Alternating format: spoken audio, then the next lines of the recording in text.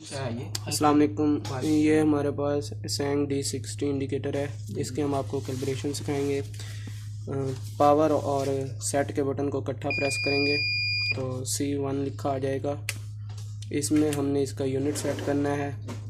Unit इसमें दो हैं, केजी और पाउंड। हमने C1 को 1 रखना है केजी के लिए। फिर सेट प्रेस करेंगे, ठीक है। दूसरे नंबर पे इसके हमारे पास हैं डेसिमल पॉइंट, ठीक है। इसमें हमने डेसिमल पॉइंट नहीं रखना तो ज़ीरो कर देंगे हम इसको, ठीक है। उसके बाद सेट प्रेस करेंगे। C3 में हमारे पास डिवीज़न है। डिवीज़न हमने इसकी 10 रखनी है तो हम इसकी डिवीज़न 10 रख लेंगे, सेट प्रेस करेंगे। C4 में हमारे पास इसकी है मैक्सिमम कैपेसिटी, वो हम 50 टन रखेंगे इसको। एरो की बटनों से हम इसको चेंज करेंगे। 50 टन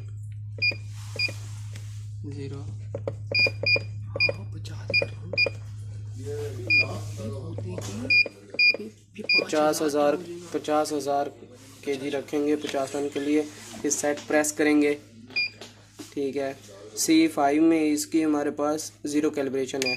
सेट प्रेस करेंगे, यहाँ 1 लिखेंगे और सेट प्रेस कर देंगे।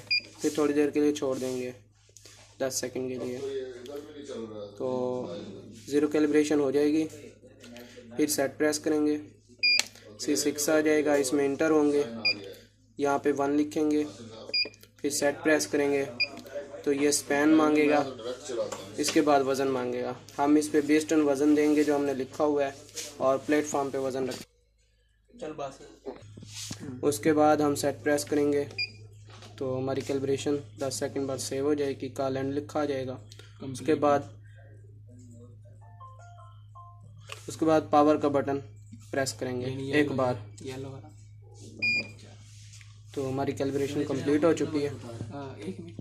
Thank you.